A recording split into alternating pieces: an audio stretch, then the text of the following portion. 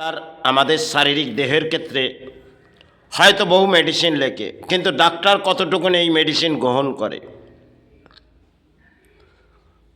কারণ এরা আজকে সমাজের যে ডাক্তার, তারা যেখানেই যাবেন না কেন চারটি মেডিসিন আপনাকে দিয়ে দেবে। আর একটা সময় আমি যখন এই বাংলার মাটিতে আর ভারতবর্ষের মাটিতে বহু জায়গায় ঘুরেছি, বোম্বাই, এবং তাদের যে দেখার অনুমতিগুলো সেগুলো তারা নির্ধারিতভাবে দেখতেন, কারণ তারা ডাক্তার, সেই ধরনের তারা ডাক্তারি চিকিৎসা করতেন। আজকে বাংলার দুরবস্থার মাঝে দেখব। এবং একটা সময় আমি পিয়ারলেস হসপিটাল, সেখানে একের পর এক ডাক্তারের সাথে যখন মোলাকাত করতে করতে তখন একটি ডাক্তার আমার জীবনে দেখলাম, সেটা তিনি দুটি ইঞ্জেকশান আমার পোস্টেডের জায়গায় দিলেন। দেওয়ার বেশ কিছু সময় পর তিনি আমাকে রওনা করলেন এবং সাথে সাথে আমার সাথে তিনি বেরিয়ে পড়লেন। বেরিয়ে পড়ে তিনি একটা ব্যাখ্যা বললেন, অসাধারণ ব্যাখ্যা। সেটা আজকে আমাদের সমাজ গ্রহণ করবেন না, কিন্তু অসাধারণ ব্যাখ্যা তিনি বললেন যে, দেখো বাবা, আপনি তোমার কর্মে হয়তো মেডিসিন আছে, তুমি গ্রহণ করছো, কিন্তু আমি 72 বছর হয়ে গেছে বাবা, আমি এই মেডিসিন গ্রহণ করি না। আজ আমার খুব দয়া লাগছে তার উপরে। তিনি কিন্তু যে ব্যাখ্যাটা বলেছিলেন, আজকে আমাদের সমাজে দেখবেন ডাক্তাররা তারা পরিণত, আজকে রিপোর্ট এগুলো একটা হয়তো সময় এসছে, কেন তাতে তার ভিত্তিহীন আছেই নিশ্চয়ই। এবং যাকে ভারতবর্ষের মাঝে বহু ডাক্তার ঘুরেছি, তাদের চিকিৎসাহীন অতি ভদ্রভাবে তারা চিকিৎসা করতেন। আর একটা পেশেন্টকে তারা বহু সময় ধরে দেখতেন। আজকে তো ডাক্তাররা আমাদের কাছে ফি নেয়, অধিক ফি নেয়, কিন্তু সময় কতটুকু দেয় এই ডাক্তাররা? কারণ পেশেন্ট যে পথেই হাঁটুক না কেন, আমার ঘরে অর্থ আসবে, এটা ডাক্তারি সমাজ নেমে পড়েছে। তাই তার ব্যাখ্যা আমার অন্তরে আজ হয়তো জেগেছে, কারণ তিনি যে ব্যাখ্যাটি বলেছিলেন সেটি অসাধারণ সময় ক্ষেত্রে। তার পরবর্তী সময় একটা ডাক্তারের কাছে গেলাম, হয়তো পায়ের প্রবলেম হচ্ছে, সে সময় হয়তো গড়িয়ে গেছে, তো আমি ডাক্তারের কাছে গেলাম। ডাক্তার কটি ওষুধ আমাকে লিখে দিলেন, আর লেখার পরে হয়তো আমি সেটাকে গ্রহণ করলাম। 3 দিনের মাথায় সেটা অত্যন্ত পেস্টাব দিয়ে ব্লাড বেরিয়ে যেতে লাগলো।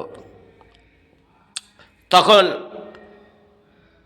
একদিকে মাথার মধ্যে কোনো চিন্তা লাগছে, তখন আমি হসপিটালের পথ ছুলি, আশপাশে ডোমজুর হসপিটাল। তিনি ব্যাখ্যা দিলেন যে, তুমি এত কিছু জেনে এই মেডিসিনটা গ্রহণ করলে কেন? উনি বুঝতে পেরেছিলেন ইনি ডাক্তারির কিছু জানে। তাই আমি বললাম, সে দেখুন ডাক্তারবাবু, এটা আমি বন্ধ করে দিয়েছি। বললো, দেখো বাবা, এতে রিপোর্টের করলে তবে এটা হয়তো ইনফেকশান হয়ে গেছে, ইউরিনে ইনফেকশান এসে গেছে। ওখান থেকে আমি পিজি হসপিটাল রওনা দিই। পিজিতে ইমার্জেন্সিতে তারা দেখে মেডিসিন সাইটিক বললেন, এবং ওখান থেকে সেটা হচ্ছে যখন পিভিএস নার্সিংহোমে যে ডাক্তারের কাছে গেছিলাম, তিনি হয়তো সেই সময় ছিলেন না, আর আমি মেডিসিন ডাক্তারের কাছে গেলাম। তিনি প্রথম বললেন এটা মেডিসিন সাইন্টিফিক। যখনই আমি প্রেসক্রিপশানটা বার করলাম, তখন উনি কী ধরনের ব্যাখ্যা বললেন, সেটা ইউরোলজিস্টের কেস। অসাধারণ ব্যাখ্যা হয়তো এই সমাজের ক্ষেত্রে। তা আমি তাকে ব্যাখ্যা দিলাম যে, ডাক্তারবাবু, এটাতে এই মেডিসিনটা খাওয়ার পর হয়েছে। বললে, দেখুন, আপনি ইউরোলজিস্টকে দেখান, কতটা সময় পর আসবে আপনি বাইরে কাউন্টারে জিজ্ঞাসা করুন। ঠিক আছে, ইউরোলজিস্টের কাছে গেলাম। কিছু সময় ঘটে গেল, হয়তো ইউরোলজিস্ট তিনি দেখলেন, আর কিছু ফির নিলেন, আর 4টি রিপোর্ট করালেন। সেই রিপোর্টটা আজকে আমাদের সমাজে চলে, সেই রিপোর্টটা তিনি করালেন। সেই রিপোর্টটা ভুল, কিন্তু সেটা তিনি এক্সের প্লেন না চাগিয়ে তিনি ব্যাখ্যা বললেন টিউমার। বাহ, অসাধারণ! তাহলে উপায় অপারেশন করতে হবে। তখন আমি তাকে বাধা সৃষ্টি করলাম, ডাক্তারবাবু এটা নয়, কিন্তু তিনি সেই পথটাই ধরলেন, সেটাও করে দিলেন, একটি ইঞ্জেকশন সেটা চালিয়ে দিলেন, অজ্ঞান করে দিলেন। তার পরবর্তীকালে 3 দিনের মাথায় তিনি ছুটি গবেষণা করবেন, আর আমি ছুটি রওনা করে নিলাম।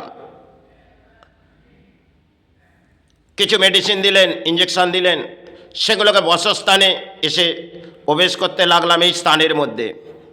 কিন্তু ঘটে গেল, 2টি কান মেডিসিন সাইড হয়ে গেলেন। ফের পথ ছুটলাম কিনারা করার জন্যে। তখন তিনি ব্যাখ্যা বললেন, আপনার নার্ভের কারণে সাইড। অসাধারণ ব্যাখ্যা! এটা তো মেডিসিন সাইড, তাহলে আবার এই মেডিসিন সাইড। তখন আমি তাদের সাথে কোনো চ্যালেঞ্জ করার নয়, কিন্তু নীরব হয়ে তাদের ব্যাখ্যা শুনতে হচ্ছে। কেন? তারা শিক্ষিত সমাজ, আর আমি মূর্খর ডিম, কারণ আমার পেটে বিদ্যে নেই, আর সে জ্ঞান তাদের কাছে দেওয়ার নেই। তিনি অসাধারণ একটি ব্যাখ্যা করলেন। সে দেখো, সেটা আমার গ্রহণযোগ্য নয়, এই ব্যাখ্যাটা করছিনি। তিনি অর্থের লোভ লালসায় কিছু ব্যাখ্যা করলেন, কারণ সেক্ষেত্রে তারা অর্থ নিলেন, আর হয়তো 10টা দিন কাটলেন না, 2টি কান চলে গেলেন। ফের কিছুটা সময় গড়িয়ে গেল, প্রস্টেট আস্তে আস্তে ব্লক হতে লাগলেন, মানে ইউরিন আর ক্লিয়ার হচ্ছে না। এটা জীবনের হয়তো খেলা, তাই সেই জীবনের খেলাটাই আমি বোঝাচ্ছি। তখন ইউরিন ক্লিয়ার না হতে আমি ফের ডাক্তারের কাছে দ্বারস্থ হলাম। তিনি যেন একভাবে আমাকে কিছু ব্যাখ্যা বললেন, আর সে কান দুটো মেডিসিন সার্টিফিকেট সেটাকে তো ফিরিয়ে দেওয়া যায়। তারা তো জানে যেটা সার্টিফিকেট, তাহলে একটি সার্টিফিকেট ঘটার পর আরেকটি সার্টিফিকেট। এবার আসছি, তৃতীয় যে রিপোর্টটি করালেন ওনারা ওই নার্সিংহোমে, সেটি 22 রিপোর্ট।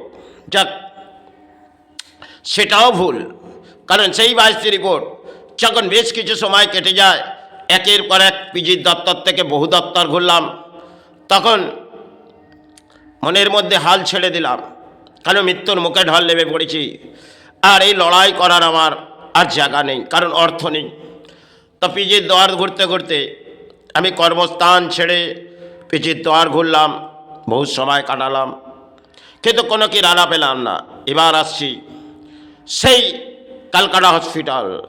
সেখানে যখন গেলাম, তাদেরকে ব্যাখ্যা দিলাম, তিনি কিন্তু সে ব্যাখ্যা গ্রহণ করবেন না। অসাধারণ!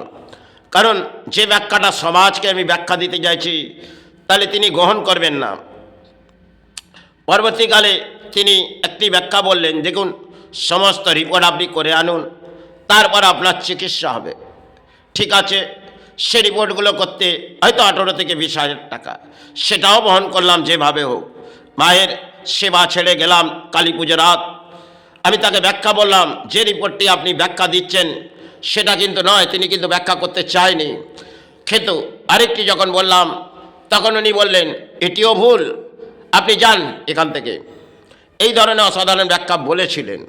পরবর্তীকালে তিনি যখন রিপোর্টটা নিয়ে যায় পশ্চিমবাংলা প্রদীপ টরি, তিনি কিন্তু, আমি রায়ন ত্রিবেদী যাই, সেখানে যখন রিপোর্টটা আমি পেলাম, হাতে পেলাম, প্রদীপ টরিকে দেখালাম, তিনি চমকে উঠলেন, সে ব্যাখ্যাটি আমি বলছি সেটা তো সত্য।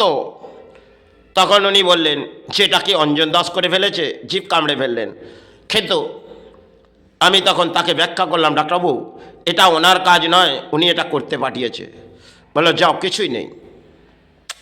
তার পরবর্তীকালে আমি তার কাছে গেলাম, সবাই গড়িয়ে গেল। সন্ধে, হয়তো সন্ধে গড়িয়ে এলো, ডাক্তার চমকে উঠলেন, দুটি ব্যাখ্যা যখন দেখলেন এটা ভুল, তখন উনি এক ব্যাখ্যা বললেন, আপনি কি করেন? আমি তখন তাকে ব্যাখ্যা করলাম, দেখুন ডাক্তারবাবু, আমি সাময়িক কর্ম করি আর ধর্ম নিয়ে পড়ে থাকি। তা আপনাকে বলেছিলাম এটা ভুল, আপনি সেটাকে গ্রহণ করেননি। আর এটিও ভুল, কারণ বায়োপসি রিপোর্ট যখন বেরিয়ে এলো সেটা কিন্তু নয় ক্যান্সার। আর সেটা আমি তাদেরকে বোঝাতে চেয়েছিলাম, কিন্তু তারা তো ডাক্তারি সমাজ, তাদের কাছে লড়াই করার জায়গা নেই। তাই সে জীবনে ঘটল, কারণ একের পর এক সাইন্টিফিক জীবনে কেটে গেল। আজ হয়তো সে পরিস্থিতির মাঝে আছি, হয়তো শ্রীচরণে চলে যাওয়ায় মুক্তি ছাড়া আর কিছু নেই। কারণ এই ডাক্তারি সমাজ থেকে আমি যা পেয়েছি আপনাদের তুলে দিয়েছি। কারণ এই সমাজে হয়তো একটা লড়াই করে যাচ্ছি, আমার লড়াই করার জায়গা নয়। আমার পরিস্থিতি কিন্তু অত্যন্ত ভয়ঙ্কর। গত কয়েক বছর আমি কিন্তু নিদ্রার মাঝে নেই, কারণ যে পোস্টেড সেটা ব্লক হয়ে সেটা আর কিছুই নেই, তার হয়তো 1 ইঞ্চি থেকে 2 ইঞ্চি সেটা আছে। আপনারা ভাববেন সেটি একটি মাংসর ডালা, আর কিছুই নেই। তাহলে এই ভূমি থেকে একটা কায়ার মুক্তি ছাড়া আর কিছু চাই না। তাই যেটুকুন আমি এই দয়াভাবে ভেবে গেলাম এটা আপনাদের জন্যে। কারণ এই স্থানে যতটুকুন আমি সেবা চালিয়েছি কারো অর্থ নয়, কারণ অর্থ জীবনের সাথে যাবে না। আর এই অর্থ তো আমি সমাজকে দান দিয়ে দিয়েছি।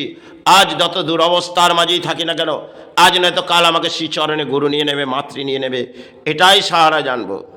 এ জীবনে হয়তো বহু পথ চলেছি, কারণ যত পথ চলেছি ততই কিছু এই সমাজের কিছু বুঝে উঠেছি। কারণ একটা যদি ঝাড় দেখেন সেখানে আমি হয়তো সেক্ষেত্রে আর কি ব্যাখ্যা করব, এ দেহ বইছে না আমার।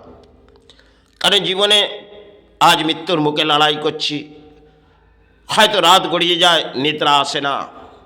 কারণ সে অতি হয়তো দুর্ভাগ্য করে মানুষ্য জন্ম পেয়েছি। তাই মা মুক্তি দিক, গুরু মুক্তি দিক, রাত গড়িয়ে আসছে, এটাই কামনা করে বিশ্ব মানব কল্যাণের সেবা শেষ পথেই হাঁটছি।